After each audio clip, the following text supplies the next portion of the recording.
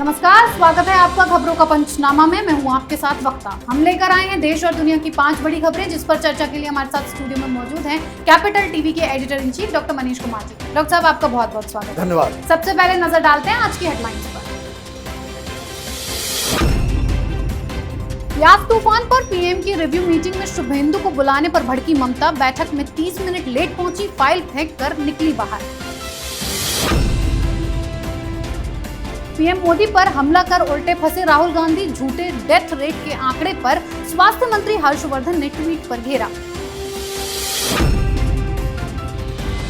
सुशांत सिंह राजपूत के केस में एनसीबी की बड़ी कार्रवाई। सुपरस्टार के करीबी दोस्त सिद्धार्थ पिठानी गिरफ्तार। कई घंटे हुई पूछताछ। केजरीवाल ने प्रेस कॉन्फ्रेंस में राष्ट्रीय ध्वज का किया अपमान। केंद्रीय मंत्री प्रहलाद पटेल ने आरोप लगाते हुए एलजी को लिखी चिट्ठी। सीएम योगी का गांव-गांव में अभियान। नए ग्राम प्रधानों से की मुलाकात। बोले, अब कोरोना से जंग की संभालें कमान।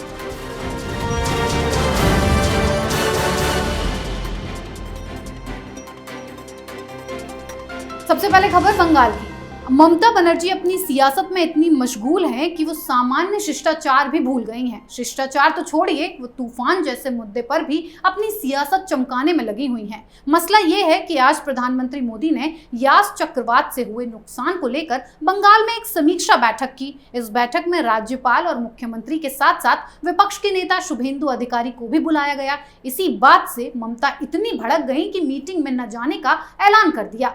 ममता के बिना मीटिंग जब शुरू हो गई तो आनन फानन में वो 30 मिनट की देरी से वहां पहुंची और फाइल फेंक कर वहां से चलती बनी। डॉक्टर साहब, ये कैसी राजनीति है? बंगाल में लोकतंत्र है या ममता की तानाशाही?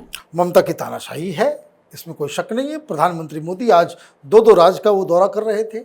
उड़ीसा भी गए, वहाँ पे बिल्कुल ही अच्छे तरीके से रिव्यू मीटिंग हुई, मुख्यमंत्री के साथ बातचीत हुई, सारे ब्यूरोक्रेट्स थे, केंद्र के भी ब्यूरोक्रेट्स थे। किस तरह से कैसे कोऑर्डिनेशन करना है, इसका पूरा प्लान तैयार हुआ। और वहाँ से जब वो बंगाल पहुँचे तो वहाँ जो रिव्यू मीटिंग होनी थी, तो वहाँ ममता बनर्जी तो गायब थी, अपने ड्रामाबाजी, जो उनका जो स्टाइल ऑफ पॉलिटिक्स है उसकी वजह से। तो ममता बनर्जी को तो बंगाल की जनता ने क्षम्य कर दिया है इस चीज़ के लिए। इनफैक्ट वो कह सकते टीआरपी बढ़ाने का काम करता है कि आप टेंट्रम दिखाते हैं, लोग कहते हैं कि बहुत पावरफुल लीडर है। लेकिन ये पता नहीं कि जैसा उन्होंने फाइल फेंक करके जो प्रधानमंत्री को जो फाइल दी है, उसमें उन्होंने बताया कि 1 करोड़ घर खत्म हो गए, 3 करोड़ लोग जो है इस तूफान से प्रभावित है।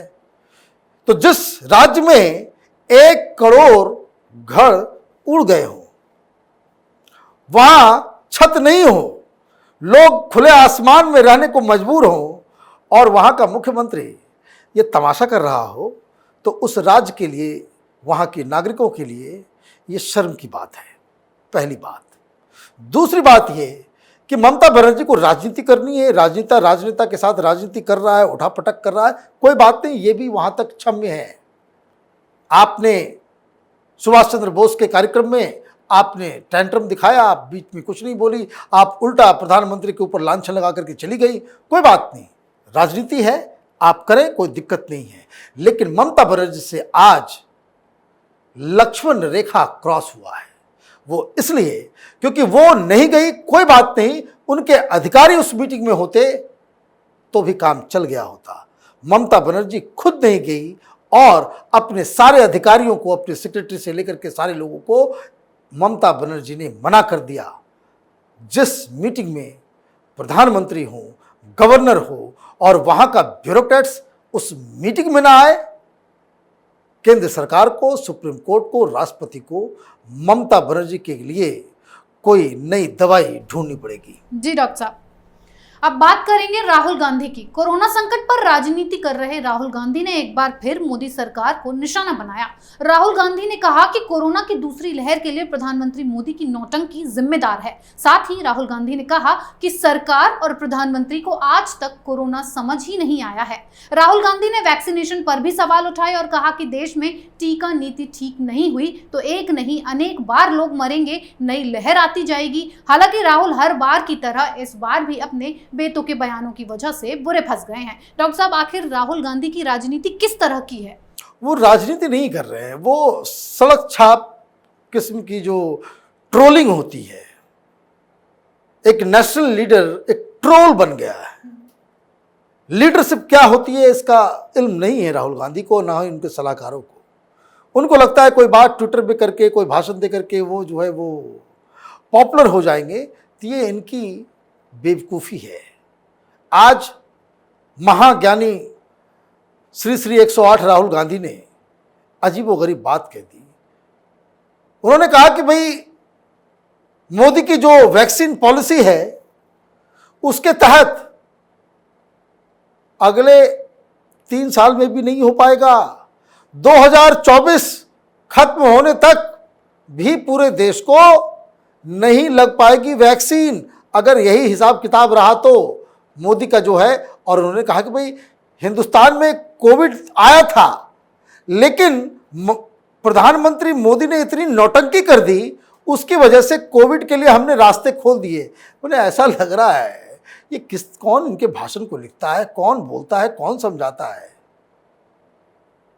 अगर इस साल के खत्म होते होते कोविड के खिलाफ हिंदुस्तान जंग जीत जाता है, सारे लोगों को वैक्सीनेशन दे दी जाती है, राहुल गांधी को ये इल्म तक नहीं है कि आज जो उन्होंने बयान दिया कि 2024 तक ये चलता रहेगा, लाखों लोग मर जाएंगे, ये हो जाएगा, वो हो जाएगा, यही इनके खिलाफ इस्तेमाल होता रहेगा। और 2024 में ये ठन गोपाल अपना जो है वो घंटी घुमाते रह जाएंगे और इनकी जो सीटें जो हैं पहले से और भी कम हो जाएंगी। जी डॉक्टर साहब, अगली खबर सुशांत सिंह राजपूत केस पर। सुशांत की मौत के बाद सामने आए ड्रग्स केस में एक के बाद एक चौंकाने वाले नाम सामने आ रहे हैं। अब एनसीबी ने सुशांत के दोस्त सिद्धार्थ पिठानी को ड्रग्स केस में गिरफ्तार किया है और उनसे कई घंटों तक पूछताछ की है। वहीं सीबीआई भी सुशांत सिंह की मौत के मामले में पिठानी से पहले पूछताछ कर चुकी है। सिद्धार्थ पिठानी वही शख्स हैं जिन्होंने आत्महत्या के बाद सुशांत को पहली बार देखा था और पुलिस को सूचना दी थी। डॉक्टर साहब, क्या हम इस गिरफ्तारी को एक कामयाबी मान सकते हैं सुशांत के केस में?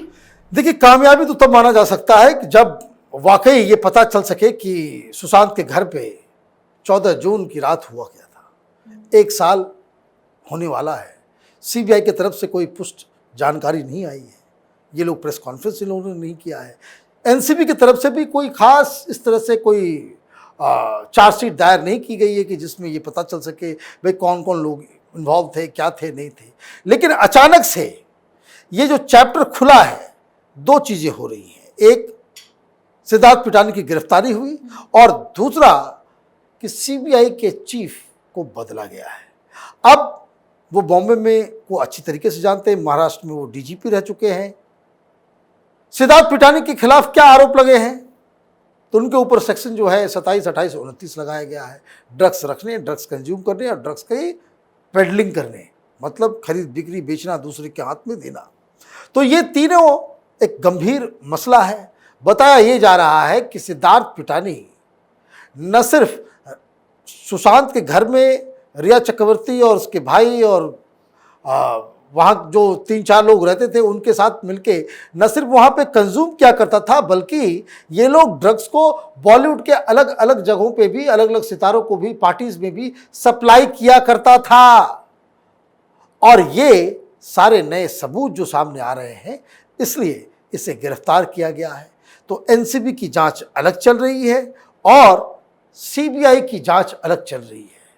उम्मीद यही की जानी चाहिए कि 14 जून तक कोई बड़ी खबर एनसीबी और सीबीआई की तरफ से आए। जी डॉक्टर साहब, अगली खबर केजरीवाल के नए ड्रामे की। कोरोना संकट पर राजनीति करने वाले केजरीवाल पर अब तिरंगे का अपमान करने का आरोप लगा है। केंद्रीय मंत्री प्रहलाद पटेल का कहना है कि अरविंद केजरीवाल की प्रेस कॉन्फ्रेंस में राष्ट्रीय ध्वज को गलत तरीके से लगाया जाता है। 2 ध्वजों को ऐसे लगाया जाता है जिसमें लगता है कि ध्वज पर हरी पट्टियां बढ़ाई गई हैं। यह राष्ट्रीय ध्वज संहिता का उल्लंघन है। केंद्रीय मंत्री ने इस मामले में एलजी को चिट्ठी भी लिखी है। डॉक्टर साहब, केजरीवाल तो मतलब राजनीति के चक्कर में तिरंगे का भी अपमान कर बैठे हैं। देखिए, केजरीवाल इज ए नार्सिसिस्ट। वो दिल्ली के मुख्यमंत्री के रूप में अपने आप को नहीं मानता। वो हिंदुस्तान के प्रधानमंत्री से कम खुद मानता ही नहीं। इसलिए देखिए, आपने देखा किसी राज्य के मुख्यमंत्री को प्रेस कॉन्फ्रेंस करते हुए तो वो तिरंगा पीछे लगाया हुआ है, वो जैसे फिल्मों में होता है, पीछे भारत का पूरा मैप लगा हुआ रहेगा, सामने में विलन बैठा हुआ है, वो फ्रेम बनना चाहिए। ये तो प्रचार, वो तो प्रेस कॉन्फ्रेंस नहीं होता, वो तो वीडियो बनाता है। जो प्रोड्यूसर होगा, जो कैमरामैन होगा, जो डायरेक्टर होगा, जो लिखने वाला होगा, वो उसका ये आइडिया है कि जिस तरीके से प्रधानमंत्री मोदी विदेशी डेलीगेट्स के साथ जो मिलते हैं तो कितना सारा इंडिया का झंडा लगा हुआ रहता है, बड़ा सुंदर दिखने में लगता है, उसे नेशनलिज्म जागता है। तो इसने वो आइडिया मान लिया, वो डिजाइनर प्रोड्यूसर जो डायरेक्टर होगा इस फिल्म का, वो उसकी आइडिया को लेकर के उन्होंने फ्रेम तो बना लिया, लेकिन फ्रेम बनाने में गलती ये हो गई कि उसमें दो झंडे को ये लोग रखते हैं और उसको मोड़ करके, ताकि उसमें ये भी ध्यान रखना है। देखिए, तो शेप एंड साइज भी गड़बड़ कर दिया इन लोगों ने। सिर्फ कलर का ही चक्कर नहीं है, शेप एंड साइज में भी दिक्कत है। वो क्यों है मैं बता रहा हूं आपको। क्योंकि आप राष्ट्रीय ध्वज को आप अलग अलग साइज में नहीं कर सकते, उसका साइज का प्रोपोर्शन भी फिक्स्ड है। लेकिन यहां पे उस फ्रेम में अटने के चक्कर में कि आप जब कैमरा का लेंस खोलते तो अपने मन से तो वो पूरा नहीं रहता ना, उसका अपना एक 16:9 का जो है अपना रेशियो है, तो उसमें वो कैसे आए, तो उसके लिए उसमें डिजाइन डाला गया है। तो डिजाइन डाला गया तो उसको मोड़ा भी गया है, और दूसरा वो स्ट्रेट रहे। झंडा कहीं भी रहता है वो स्ट्रेट नहीं होता, बकायदा पिनअप किया गया है। ये भी एक वायलेशन है, 3 वायलेशन हो गया। अब वो पिनअप कर दिया गया है, लेकिन वो ऐसा हुआ है कि जब फ्रेम बनता है तो उसमें गेरुआ कम और हरा ज्यादा नजर आता है। तो एक प्रोपोर्शन का भी एक मसला है कि भाई आप क्या करना चाहते हो। आप अपने वोट बैंक, मुस्लिम वोट बैंक को एक इशारा कर रहे हो, और आप जो है जो मेन कलर है सैफरन, उसको आप कम आंक के दिखाते हो। तो ये ऑब्जेक्शन तो उठना ही चाहिए था, और ये ठीक उठा है। लेकिन फिर भी केजरीवाल तो केजरीवाल है, जैसा कि मैंने कहा कि नार्सिसिस्ट है। वो दिल्ली का चीफ मिनिस्टर जरूर है, लेकिन उसके दिमाग में अभी भी यही फितूर है कि वो देश का प्रधानमंत्री है। जी डॉक्टर साहब, अब बात सीएम योगी की। कोरोना के खिलाफ जंग में सीएम योगी दिन रात एक करके काम कर रहे हैं, और अब उनका अभियान है गांव-गांव तक पहुंचने का। इसके लिए योगी ने गोरखपुर में पंचायत प्रतिनिधियों से मुलाकात की और विकास के साथ साथ कोरोना संकट और सिस्टम में सुधार की बात की। इस दौरान सीएम योगी ने कहा कि सभी जिला पंचायत सदस्य कोरोना से जंग में अपनी अहम भूमिका निभाएं और व्यापक हितों को ध्यान में रखकर काम करें। डॉक्टर साहब, योगी जिस तरह से काम कर रहे हैं, आने वाले समय में योगी मॉडल ऑफ एडमिनिस्ट्रेशन भी बहुत मशहूर होने वाला है। देखिए, ये ऑलरेडी मशहूर हो चुका है। कई सारे राज्यों ने यूपी में किस तरह से काम किया जा रहा है उसका वो अनुकरण करना इन्होंने चालू कर दिया है। वो क्या कर रहे हैं, वो वही काम कर रहे हैं जो प्रधानमंत्री मोदी ने कुछ दिन पहले मीटिंग बुलाकर के ये कहा था। बहुत सारे मुख्यमंत्री, उनको समझ भी शायद नहीं आया, या फिर मोदी का विरोध करने वाले जो स्टेट्स हैं, वो पार्टियां हैं, उनको लगा कि भाई बेकार की बातें हम अपने हिसाब से करेंगे। इसमें उन्होंने कहा था कि भाई लोकल स्तर पे, स्थानीय स्तर पे ही कोरोना से फाइट करनी है, गांव गांव को बचाना है। तो गांव में आपके पास इतना तो स्टेट का आपके पास इतने कर्मचारी नहीं है कि हर जगह आप डॉक्टर को बिठा दें, हर जगह आप जो है नर्स को बिठा दें, हर जगह आप चेकिंग का सिस्टम के लिए आप पूरा सिस्टम बना दें। वो तो होगा नहीं, तो फिर कहां से आएंगे लोग। तो लोग आएंगे कि जब आप हर गांव में ही इस तरह की यूनिट खड़ा कर दे कि जो कोरोना के बारे में ट्रेंड भी रहेंगे, वो सारा कुछ कर भी देंगे। उनको ऑक्सीजन लगाने भी आना चाहिए, उनको टेम्परेचर लेने भी आना चाहिए, उनको दवाई, कौन सी दवाई क्या है नहीं है वो भी होना चाहिए।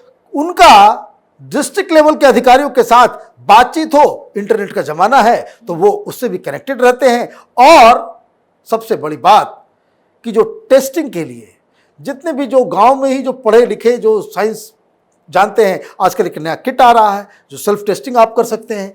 तो ये थर्ड वेव को बचाने के लिए, थर्ड वेव से लड़ने के लिए, गांव को बचाने के लिए ये सबसे कारगर तरीका है कि हर गांव में कोरोना से लड़ने के लिए एक छोटा सा यूनिट हो। पैसा कहां से आएगा, कैसे व्यवस्था होगी, इसके लिए योगी जी अलग अलग जगहों से वो पंचायत में जो प्रमुख हैं, जो ग्राम पंचायत के सदस्य हैं, जो लोग हैं, उनके जरिए वो कंडक्ट कर रहे हैं। दो चीजें होंगी इससे। एक, अगर ये सिस्टम पूरी तरीके से ज़मीन पे उतर आता है, कोरोना बहुत हद तक हम लोकलाइज्ड लेवल पे ही उसको टैकल कर पाएंगे। संक्रमण फैलने में जैसे गांव-गांव में फैल जाता है जिस तरीके से, वो उससे वो बच पाएगा। और दूसरा जो उससे भी अहम चीज़ है, राजनीति की दृष्टि से हर गांव में लोगों को ये एहसास होगा कि सरकार उसके साथ खड़ी है, व्यवस्था उसके साथ खड़ी है, सिस्टम उनको अकेला नहीं छोड़ा है। और ये कॉन्फिडेंस ही बहुत सारी बीमारियों का इलाज बन जाएगा। डॉक्टर साहब, आपका बहुत बहुत धन्यवाद इतनी सटीक और बेहतरीन जानकारी के लिए। धन्यवाद। खबरों का पंचनामा में आज के लिए इतना ही। देश विदेश की बाकी खबरों और उनके सटीक एनालिसिस के लिए देखते रहिए कैपिटल टीवी। हमें लाइक कीजिए, शेयर कीजिए और कैपिटल टीवी को सब्सक्राइब कीजिए। नमस्कार।